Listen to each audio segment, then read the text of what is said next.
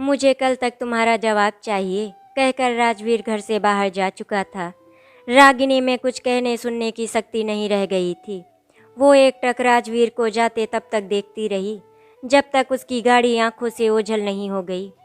उसने सपने में भी नहीं सोचा था कि एक दिन वो इस स्थिति में होगी। राजवीर ने उससे शादी का प्रस्ताव रखा था। उसके मन की मुराद पूरी होने जा रही थी, लेकिन एक तरफा उसका मन नाचने गाने को कर रहा था, तो दूसरी तरफ वो अपने घर वालों की प्रतिक्रिया की कल्पना करके परेशान हो रही थी। जब वे सुनेंगे कि रागिनी वापस इंडिया लौट कर नहीं आ रही है, तो पहले तो आश्चर्य करेंगे, भुनभुनाएंगे, और जब जानेंगे कि वो शादी करने जा रही है तो गुस्से में फट पड़ेंगे। अरे रागिनी को इस उम्र में ये क्या पागलपन सूझा, वे लोग यही कहेंगे। लगता है कि ये सठिया गई है, इस उम्र में घर गृहस्थी बसाने चली है। लोग एक दूसरे से कहेंगे, कुछ सुना तुमने, अपनी रागिनी शादी कर रही है, बूढ़ी घोड़ी लाल लगाम। पता नहीं किस आँख के अंधे और गांठ के पूरे ने उसको फंसा लिया होगा। वो रागिनी से सचमुच शादी करेगा या शादी का नाटक करके उसे घर की नौकरानी बनाकर रखेगा, कुछ भी कहा नहीं जा सकता। रागिनी अपने आप से ही तर्क करती रही। क्या राजवीर सचमुच उससे प्यार करने लगा था? वो ऐसी परी तो नहीं है कि कोई उसके रूप पर मुग्ध हो जाए। उसकी नज़र सामने दीवार पर टंगे आदम कद आईने पर पड़ी।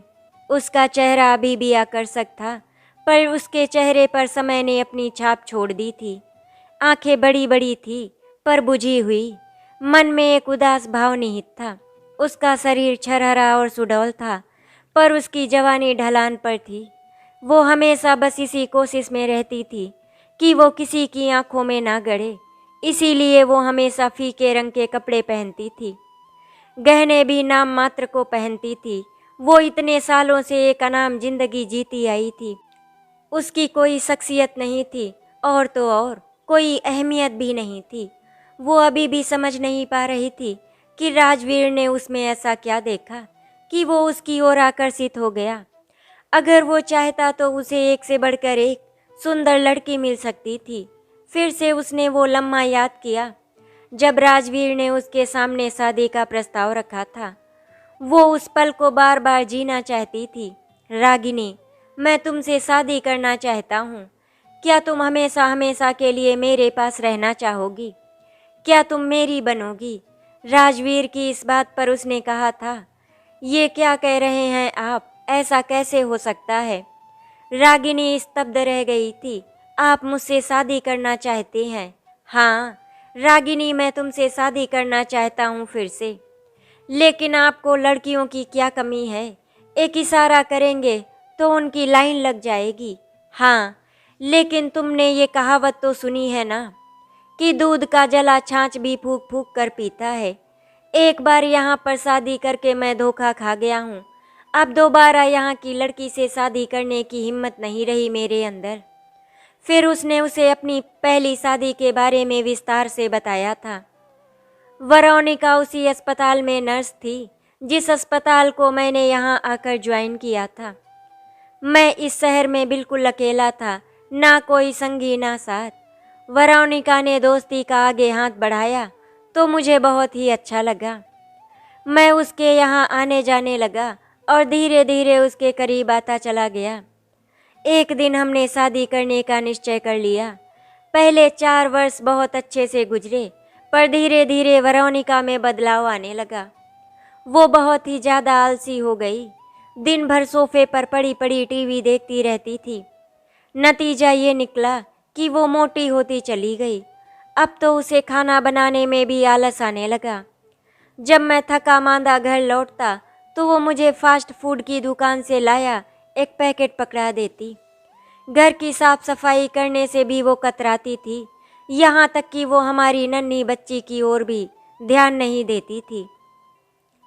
घर की और बच्चे की सारी जिम्मेदारी मुझ पर आ गई थी। मैं अपनी जिंदगी से बहुत बुरी तरह से थक चुका था। कभी कभी मुझे बहुत ज़्यादा गुस्सा आता था, और उसी गुस्से में जब मैं उससे कुछ कहता तो फिर हम दोनों में जमकर लड़ाई होती, और फिर आखिर तलाक की नौबत आ गई। चूँकि हमारी बेटी 3 साल की ही थी, इसीलिए उसे माँ के संरक्षण में भेजा गया। धीरे धीरे वेरोनिका ने मेरी बेटी के कान भरकर उसे मेरे से दूर कर दिया। वह उसने दूसरी शादी कर ली। कभी कभी मैं अपनी बच्ची का हाल खबर जानने के लिए उसके स्कूल चला जाता हूँ। मैं उसे दूर से ही देख लेता हूँ और वहाँ की टीचर्स से मिलकर उसकी हाल खबर ले लेता हूँ। अब मैं अपने एकाकी जीवन से बहुत ही ज़्यादा तंग आ गया हूँ। अब मुझे ये सिद्ध से महसूस हो रहा है कि जीवन के संध्या काल में मनुष्य को एक साथी की ज़रूरत होती है। लेकिन उसने कहा, आपको मालूम है कि मैं 40 पार कर चुकी हूँ। तो क्या हुआ?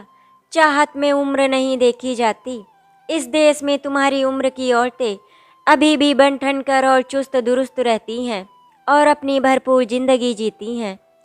मैं तुम्हें सोचने के लिए 24 घंटे का समय देता हूँ। अभी मैं अस्पताल जा रहा हूँ। कल सुबह तक मुझे तुम्हारा जवाब चाहिए। राजवीर ने मुस्कुरा कर कहा। रागिनी ने खिड़की के बाहर आंखें टिका दी। कुछ भी समझ में नहीं आ रहा था कि वो राजवीर के सवालों का क्या जवाब दे। रागिनी का मन अतीत की गलियों में भटकने लगा। उसे अपना गांव याद आया, जहां उसका बचपन गुजरा था। घर में सम्मिलित परिवार की भीड़, सहेलियों के साथ धमा चौकड़ी मचाना, त्योहारों पर सजना धजना, वो दुनिया ही अलग थी। वे दिन बेफिक्री और मौज मस्ती के दिन थे। फिर अचानक उसकी शादी की बात चली और देखते ही देखते उसकी शादी तय हो गई। घर में मेहमानों की गहमा गहमी थी। सारा वातावरण पकवानों की खुशबू और फूलों की महक से ओत-प्रोत था। द्वार पर बंधनवार सजे थे। अल्हड़ युवतियों की खिलखिलाहट गूंजने लगी। सखियां चुहल करने लगी। सब एक सपने जैसा लग रहा था। फेरे हो चुके थे मृदंग की थाप और शहनाई की ऊंची आवाज के बीच। शादी की पारंपरिक रस्में जोर शोर से हो रही थी। बात विदाई की होने लगी तो वर के पिता यशवर्धन रागिनी के पिता की ओर मुड़े और बोले, श्रीमान जी, पहले जरा काम की बात की जाए। वे उन्हें एक ओर ले गए और बोले, हाँ, अब आप हमें वो रकम पकड़ाइए जो आपने देने का वादा किया था। संतोष जी मानो आसमान से गिरे। कौन सी रकम? मैं कुछ समझा नहीं। वाह, आपकी याददाश्त तो बहुत कमज़ोर मालूम देती है। आपको याद नहीं, जब हम लोग सगाई के लिए आए थे तो आपने कहा था कि आप 2 लाख तक खर्च कर सकते हैं। ओ, अब समझा। श्रीमान जी, मैंने कहा था कि मैं बेटे की शादी में 2 लाख लगाऊंगा, क्योंकि इतनी की ही मेरी हैसियत है। मैंने ये तो नहीं कहा था कि मैं ये रकम दहेज में दूंगा। बहुत खूब। अब हमें क्या मालूम कि आपका क्या मतलब था। हम तो यही समझ बैठे थे कि आप हमें 2 लाख वर दक्षिणा देने के लिए राजी हुए हैं। तभी तो हमने इस रिश्ते के लिए हामी भरी। संतोष जी ने हाथ जोड़े, मुझे क्षमा कीजिए। मुझे सब कुछ साफ साफ कहना चाहिए था। मुझसे भारी गलती हो गई। खैर, कोई बात नहीं। शायद हमारे समझने में ही भूल हो गई होगी। पर एक बात मैं बता दूं कि दहेज की रकम के बिना मैं ये रिश्ता हरगिज कबूल नहीं कर सकता। मेरे डॉक्टर बेटे के लिए लोग 10-10 लाख देने को तैयार थे। वो तो मेरे बेटे को आपकी बेटी पसंद आ गई थी, इसीलिए हमें मजबूरन यहाँ संबंध करना पड़ा। अब आप जल्द से जल्द पैसों का इंतजाम कीजिए। संतोष जी ने गिड़गिड़ा कर कहा, इतने रुपए देना मेरे लिए असंभव है। मैं ठहरा खेतिहर इतनी रकम कहाँ से लाऊंगा? मुझ पर तरस खाइए। मैंने शादी में अपनी सामर्थ्य से ज़्यादा खर्च किया है और पैसे जुटाना मेरे लिए बहुत कठिन होगा। अरे, जब सामर्थ्य नहीं थी तो अपनी हैसियत का रिश्ता ढूंढा होता। मेरे बेटे पर क्यों लार टपकाई? संतोष जी एकदम कातर स्वर में बोले, ऐसा अनर्थ ना करे। मैं वादा करता हूँ कि जितनी जल्दी हो सकेगा मैं पैसों का इंतजाम करके आप तक पहुँचा दूंगा। ठीक है, आपकी बेटी भी तभी विदा होगी। जब तक आप अपनी बेटी को घर में ही बिठा कर रखें। तभी रागिनी के तीनों भाई अंदर घुस आए। आप ऐसा नहीं कर सकते, वे भड़क कर बोले। क्यों नहीं कर सकता? यशवर्धन ने अकड़ कर कहा। हमारी बहन की आपके बेटे से शादी हो चुकी है। अब वो आपके घर की बहू है, आपकी अमानत है। तो हम कब इनकार कर रहे हैं। लेकिन इस समय दहेज की बात उठाकर आप क्यों बखेड़ा खड़ा कर रहे हैं? बताइए तो, क्या आपको पता नहीं कि दहेज लेना कानूनन जुर्म है? अगर हम पुलिस में खबर कर दें तो आप सबको हथकड़ियाँ पड़ जाएंगी। पुलिस का डर दिखाते हो। अब तो मैं हरगिज बहू को विदा नहीं कराऊंगा। कर लो जो करना हो। ना मुझे तुम्हारे पैसे चाहिए और ना ही तुम्हारे घर की बेटी। मैं अपने बेटे की दूसरी शादी करवाऊंगा, डंके की चोट पर कराऊंगा। हाँ हाँ, जो भी चाहे कर लेना। ये धमकी किसी और को देना। हमारी इकलौती बहन हमें भारू नहीं है कि हम उसके लिए आपके सामने नाक रगड़ेंगे। हम में उसे पालने की शक्ति है। हम उसे पलकों पर बैठा कर रखेंगे। ठीक है, तुम रखो अपनी बहन को, हम चलते हैं। रागिनी के माता पिता समधी के हाथ पैर जोड़ते रहे, पर उन्होंने किसी की एक नहीं सुनी। वे उसी वक्त बिना खाए पिए बारातियों समेत घर से बाहर हो गए। अरे लड़कों, तुमने ये क्या कर डाला? शारदा जी रोकर बोली। लड़की के फेरे हो चुके हैं, अब वो पराया धन है।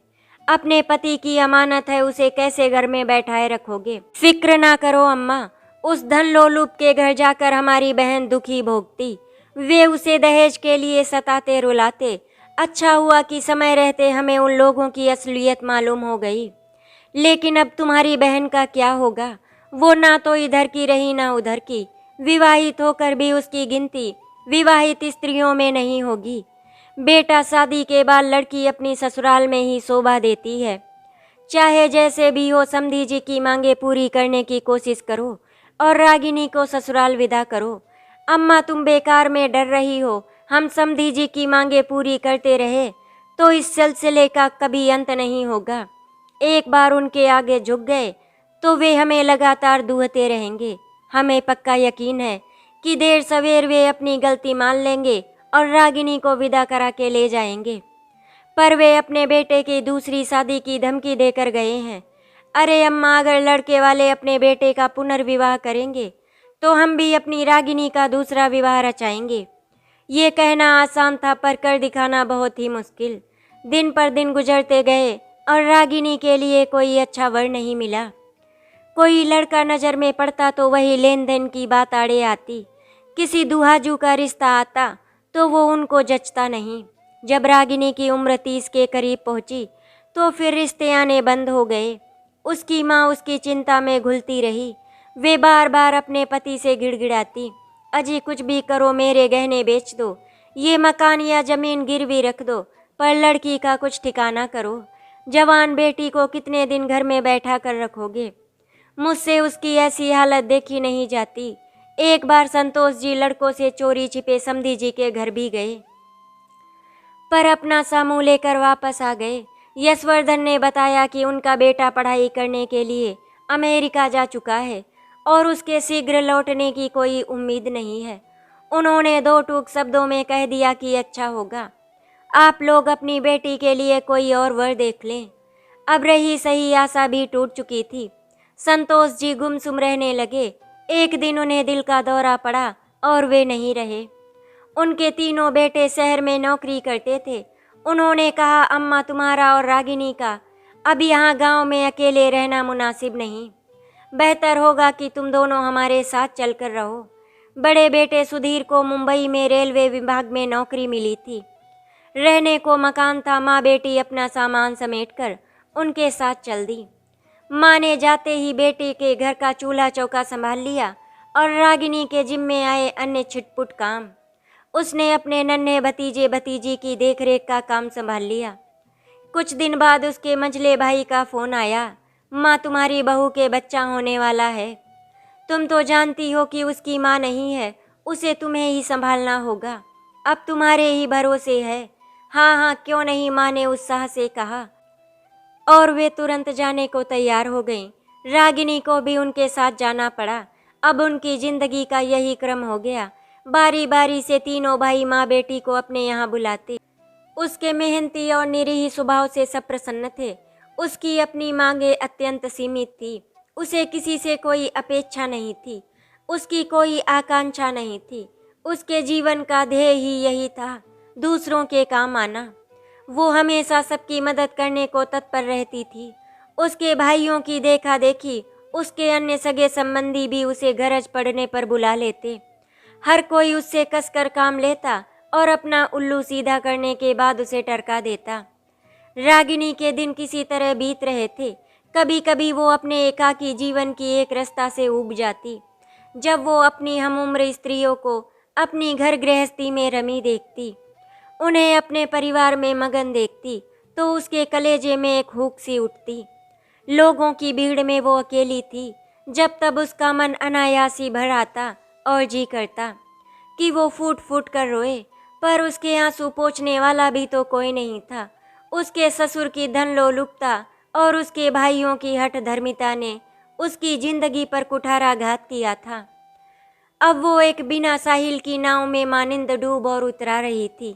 उद्देश्यहीन गतिहीन रागिनी के बड़े भाई सुधीर की बेटी रिया की शादी हो गई और वो अमेरिका के न्यू जर्सी शहर में जा बसी। जब वो गर्भवती हुई तो उसे रागिनी की याद आई, तो वो अपने पापा से बोली, पापा आप किसी तरह बुआ जी को यहाँ भेज दो तो मेरी मुश्किल हल हो जाएगी। वे घर भी संभाल लेंगी और बच्चों को भी देख लेंगी। यहाँ के बारे में तो पता है ना आपको, बेबी सीटर और नौकरानियाँ एक एक घंटे के हिसाब से चार्ज करती हैं। इससे हमारा तो दिवाला ही निकल जाएगा। हाँ हाँ रिया, तुम्हारे लिए रागिनी कभी मना नहीं करेगी, पर कुछ दिनों से वो गठिया के दर्द से परेशान है।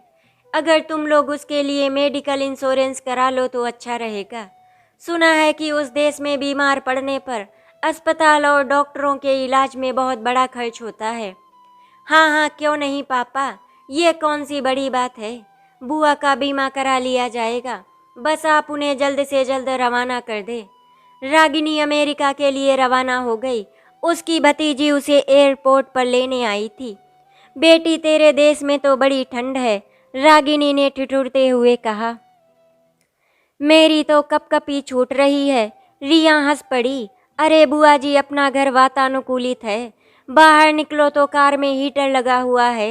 शॉपिंग मॉल में भी टेम्परेचर गर्म रखा जाता है, फिर सर्दी से क्यों घबराना। हाँ, एक बात का ख्याल रखना, बाहर कदम रखो तो बर्फ में पांव फिसलने का डर रहता है, इसीलिए जरा संभल कर रहना।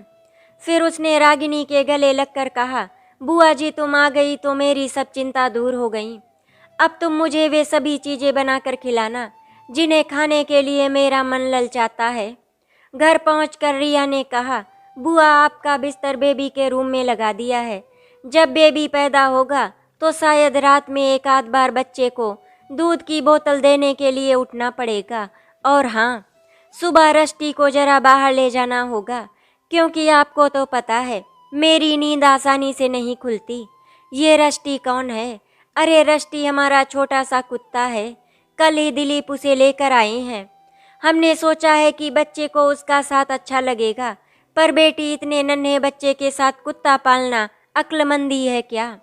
जानवर का क्या ठिकाना, कभी बच्चे को नुकसान पहुंचा दे तो। अरे नहीं बुआ, ऐसा कुछ नहीं होगा, आप नाहक डर रही हैं। वैसे दिलीप जब घर में होंगे तो वे ही कुत्ते का सब काम देखेंगे। कुछ समय बाद रिया ने एक बालक को जन्म दिया। रागिनी ने घर का काम संभाल लिया और बच्चे की जिम्मेदारी भी ले ली।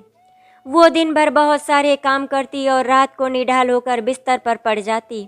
काम तो वो इंडिया में भी करती थी, पर वहाँ और भी लोग थे उसका हाथ बटाने के लिए। यहाँ वो अकेली पड़ गई थी। एक दिन सुबह वो बच्चे का दूध बना रही थी कि रष्टि दरवाजे के पास आकर कूं कूं करने लगा। ओ तुझे भी अभी जाना है मुँहे, वो झुंझलाई। जब रष्टि ने कूं कूं करना बंद नहीं किया तो रागिनी ने बच्चे को पालने में डाला और एक शॉल लपेट कर रष्टि की चैन थामे घर से निकली। पिछली रात बर्फ गिरी थी, सीढ़ियों पर बर्फ जम गई थी और सीढ़ियाँ कांच की तरह चिकनी हो गई थी। रागिनी ने हड़बड़ी में ध्यान नहीं दिया और जैसे ही उसका पांव सीढ़ी पर पड़ा वो फिसल कर गिर पड़ी। उसने उठने की कोशिश की तो उसके पैर में भयानक दर्द हुआ। उसके मुंह से चीख निकल गई। उसे लगा उस भीषण ठंड में धरती पर पड़े पड़े उसका शरीर अकड़ जाएगा और उसका दम निकल जाएगा। काफ़ी देर बाद रिया ने द्वार खोला तो उसे पड़ा देखकर उसके मुंह से भी चीख निकल गई। ये क्या हुआ बुआ, तुम गिर कैसे पड़ी? मैंने तुम्हें आगाह किया था ना कि बर्फ पर बहुत होशियारी से कदम रखना, वरना पैर फिसलने का डर रहता है। अब मैं जानकर तो नहीं गिरी, उसने कराह कर कहा। जल्दबाजी में पांव फिसल गया। रिया व उसका पति दिलीप उसे अस्पताल ले गए। डॉक्टर ने रागिनी की जांच करके बताया कि उनका टखना टूट गया है, ऑपरेशन करना होगा और हड्डी बैठानी होगी। इसमें $10,000 का खर्चा आएगा। 10,000 सुनकर रागिनी की सांस रुकने लगी। रिया, तूने मेरा मेडिकल बीमा करा लिया था ना? मैंने दिलीप से कह तो दिया था। क्यों जी, आपने बुआ जी का बीमा करा लिया था ना? ओहो, ये बात तो मेरे ध्यान से बिल्कुल उतर गई। रिया अपने हाथ मलने लगी और बोली, ये आपने बहुत बड़ी गलती कर दी। अब इतने सारे पैसे कहाँ से आएंगे? वे इधर उधर फ़ोन घुमाते रहे। आखिर उन्हें एक डॉक्टर मिल ही गया जो रागिनी का ऑपरेशन $3,000 में करने को तैयार हो गया। प्लास्टर उतरने वाले दिन रिया अपनी बुआ को अस्पताल ले गई। प्लास्टर उतरने के बाद जब रागिनी ने पहला कदम उठाया तो देखा कि उसका टूटा हुआ पैर सीधा नहीं पड़ रहा था। उसके पैर डगमगाए और वो कुर्सी से गिर पड़ी। हाय, ये क्या हो गया? उसके मुंह से निकला। डॉक्टर ने पैर की जांच की और बोले, लगता है पैर सेट करने में जरा गलती हो गई। अब जब आप चलेंगी तो आपका एक पैर थोड़ा टेढ़ा पड़ेगा।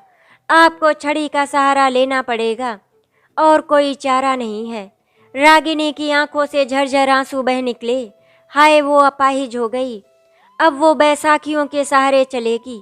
बुढ़ापे में उसे दूसरों के आसरे जीना होगा। तभी एक नर्स उसके पास आई। मैडम, आप ओपीडी में चलिए। हमारे अस्पताल में न्यूयॉर्क से एक विजिटिंग डॉक्टर आए हैं जो आपके पैर की जांच करना चाहते हैं। कौन डॉक्टर? रागिनी ने अपना आंसुओं से भीगा चेहरा ऊपर उठाया। डॉक्टर राजवीर। राजवीर, ये कैसा नाम है? वे आपके ही देश के हैं। चलिए, मैं आपको व्हील चेयर में ले चलती हूँ। रागिनी का हृदय जोरों से धड़क उठा। क्या ये वही थे? नहीं, उसने अपना सिर हिलाया। इस नाम के और भी तो डॉक्टर हो सकते हैं, पर डॉक्टर को देखते ही उसका संशय दूर हो गया। वही है, वही है। उसके हृदय में एक धुन सी बजने लगी। हालांकि रागिनी उन्हें पूरे 20 साल बाद देख रही थी, पर उन्हें पहचानने में उसे एक पल की देरी भी नहीं हुई। राजवीर का बदन दोहरा हो गया था और सिर के बाल उड़ गए थे, पर चेहरा मोहरा वही था। ये छवि तो उसके हृदय में अंकित थी। उसने भावुक होकर सोचा, इनकी तस्वीर तो उसने सहेज कर अपने बक्से में रखी हुई थी। वो हर रोज अकेले में तस्वीर को निकालती, उसे निहारती और उस पर 2-4 आंसू बहाती। ये तस्वीर उन दोनों की मंगनी के अवसर पर ली गई थी। एक प्रति रागिनी ने सबकी नज़र बचाकर चुराकर अपने पास रख ली थी। उसने सुना था कि राजवीर अमेरिका जाकर वहीं के हो गए हैं।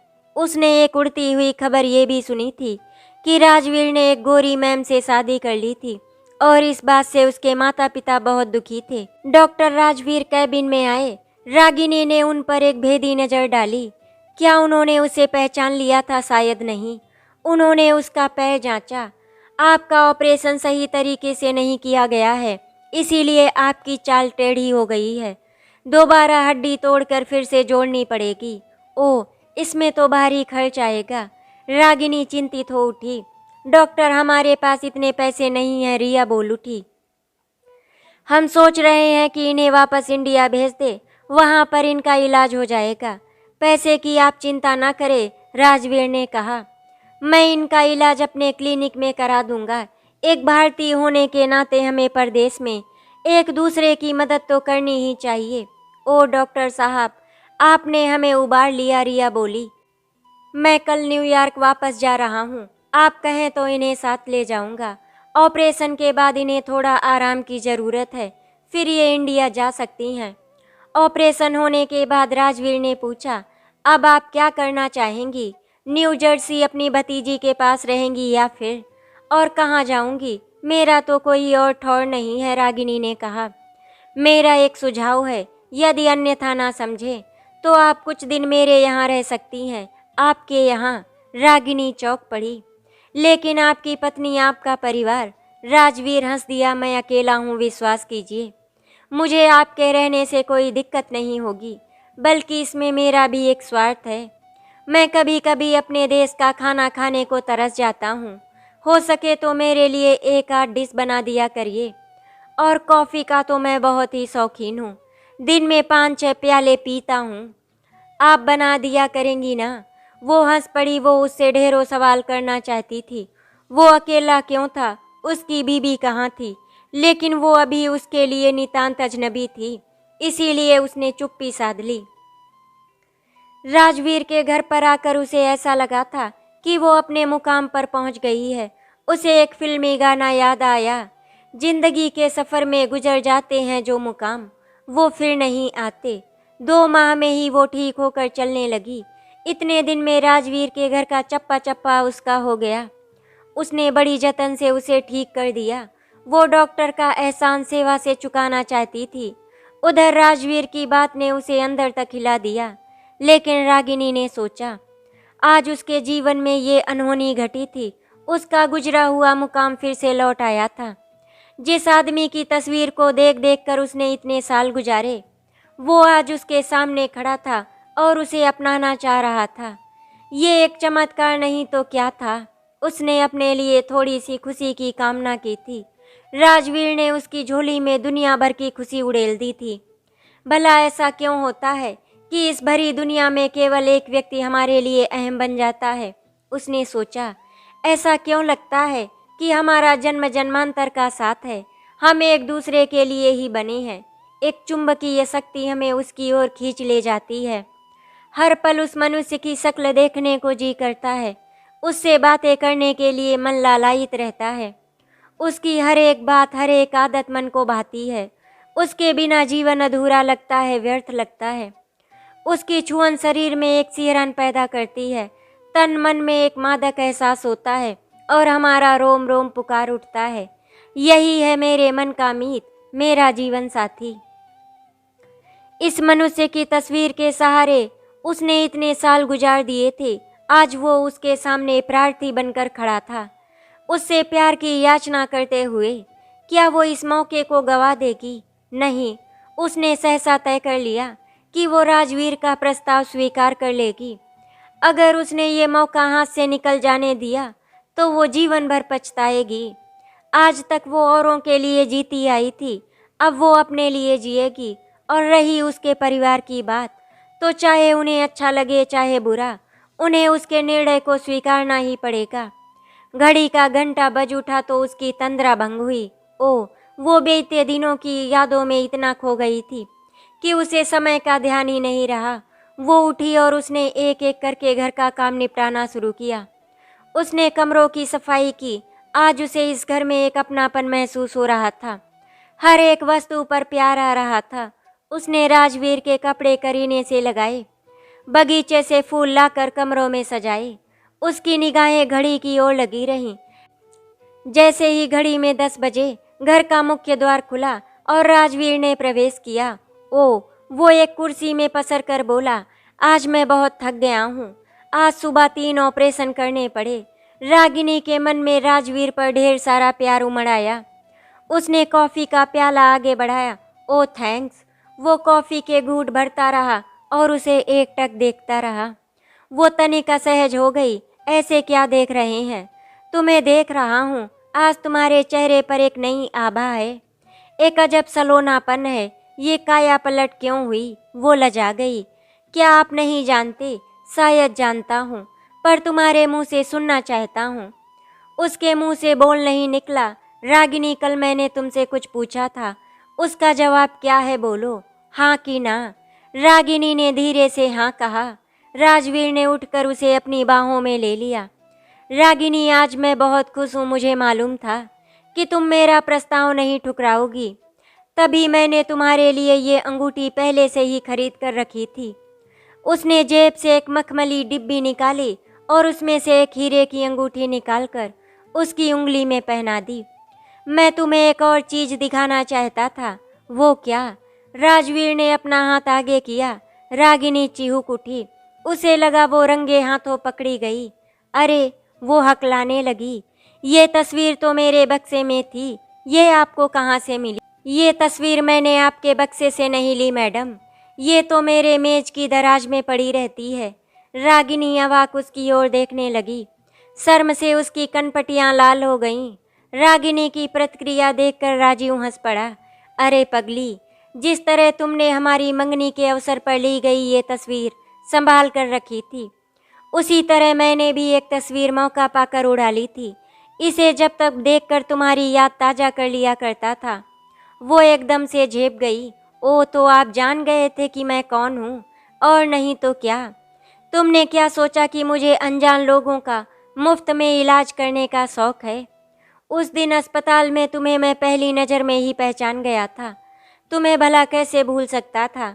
आखिर तुम मेरा पहला प्यार थी, और आपने ये बात मुझसे इतने दिनों तक बड़ी होशियारी से छिपाए रखी। उसने मीठा उलाहना दिया। और करता भी क्या, तुम्हारा आगा पीछा जाने बगैर मैं अपना मुंह नहीं खोलना चाहता था।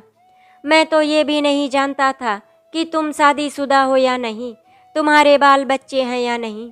तुम्हें अचानक अपने सामने देखकर मैं चकरा गया था।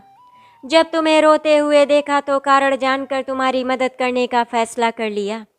जब हमारी बातों के दौरान ये पता चला कि तुम्हारी शादी नहीं हुई है और ना ही तुम्हारे जीवन में कोई और पुरुष आया है, तो मैंने तुम्हें अपना बनाने का निश्चय कर लिया। मेरा तुम्हें अपने घर बुलाने का भी यही मकसद था। मैं तुम्हारा मन टटोलना चाहता था। मैं चाहता था कि हम दोनों में नज़दीकियाँ बढ़े, हम एक दूसरे को जानें और परखें।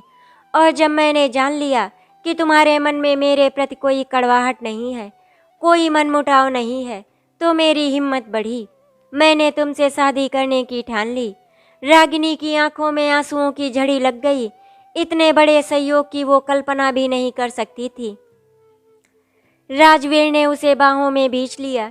एक बार भारी गलती की कि अपने माता पिता का विरोध नहीं कर तुम्हें खो दिया। शादी के बाद घर पहुंचकर मैंने अपने पिता से बहुत बहस की, पर वे यही कहते रहे कि उन्होंने मेरी पढ़ाई पर अपनी सारी पूंजी लगा दी है और ये रकम वे कन्या पक्ष से वसूल करके ही रहेंगे। मैंने भी गुस्से से भरकर अमेरिका जाने की ठान ली, जहां से ढेर सारे डॉलर कमाकर अपने पिता को भेज सकूं और उनकी धन लोलुपता को शांत कर सकूं। उसके बाद वेरोनिका मेरे जीवन में आई और मैंने तुम्हें भुला देना चाहा। मैं जानता हूं कि मैंने तुम्हारे साथ बड़ा अन्याय किया। अब मैं तुमसे शादी करके इसका प्रतिकार करना चाहता हूं। रागिनी, क्या तुम्हें ऐसा नहीं लगता कि हम दोनों का मिलन अवश्यंभावी था? किसी अज्ञात शक्ति ने हमें एक दूसरे से मिलाया। नहीं तो ना तुम अमेरिका आती और ना हम यूं अचानक मिलते। उसने रागिनी के आंसू पोंछे। वो समय इन आंसुओं का नहीं है, ये हमारी नई जिंदगी की शुरुआत है। रागिनी, अभी भी कुछ नहीं बिगड़ा है। जो बीत गया उसे भुला दो और भावी जीवन की सोचो। हमें एक दूसरे का साथ मिला तो हम बाकी जिंदगी हंसते खेलते गुजार देंगे। कल हम अपनी शादी के लिए रजिस्ट्रार ऑफिस जाएंगे। ठीक है, फिर भी शादी के लिए हमें 2-4 चीज़ों की ज़रूरत तो पड़ेगी ना, मसलन नई साड़ी, मंगलसूत्र वगैरह। मंगलसूत्र मेरे पास है। अरे वो कैसे? मैं आपका दिया हुआ ये मंगलसूत्र हमेशा अपने गले में पहने रहती हूँ। ये 20 साल से एक कवच की तरह मेरे गले में पड़ा हुआ है। सच। राजवीर हंस पड़ा। उसने झुककर रागिनी का मुंह चूम लिया। रागिनी का सर्वांग सिहर उठा। उसे ऐसा लगा कि उसका शरीर एक फूल की तरह खिलता जा रहा है। वो राजवीर के आगोश में सिमट गई। उसे अपनी मंजिल जो मिल गई थी। आज दोनों का अकेलापन खत्म हो गया था। दोनों एक दूसरे का साथ देने के लिए तैयार थे। रागिनी ने अपने भैया के पास फ़ोन किया और उन्हें बताया कि वो शादी कर रही है। ये बात सुनकर रागिनी की माँ तो बहुत ज़्यादा खुश हो गई, लेकिन उसके भैया भाभी नाराज़ हो गए। रागिनी ने जब बताया कि वो राजवीर से शादी कर रही है, राजवीर का नाम सुनते ही उसके भैया भाभी के होश उड़ गए। उन्होंने चिल्लाते हुए कहा, कहीं ये वही राजवीर तो? अपने भैया की बात को बीच में काटते हुए रागिनी ने कहा, हाँ भैया, ये वही राजवीर हैं जिनसे मेरी शादी हुई थी और अब हम लोग यहाँ दोबारा शादी करने जा रहे हैं। रागिनी की माँ ने सुधीर से फ़ोन ले लिया और उन्हें कहा, बेटी, मुझे ये जानकर बहुत खुशी हुई कि तुम्हें तुम्हारा जीवन साथी मिल गया। मैं तो हमेशा से यही चाहती थी कि तुम्हें भी कोई साथ मिल जाए जिससे तुम हमेशा उसके साथ खुश रहो। रागिनी, मेरा आशीर्वाद हमेशा तुम्हारे साथ है। सुधीर अपनी माँ पर चिल्लाने लगा। माँ, ये कैसी बातें कर रही हो? आपका दिमाग तो नहीं खराब हो गया? इस उम्र में शादी, और वो भी उस राजवीर से? मैं ऐसा कभी नहीं होने दूंगा। मुझे ये रिश्ता बिल्कुल भी मंजूर नहीं है।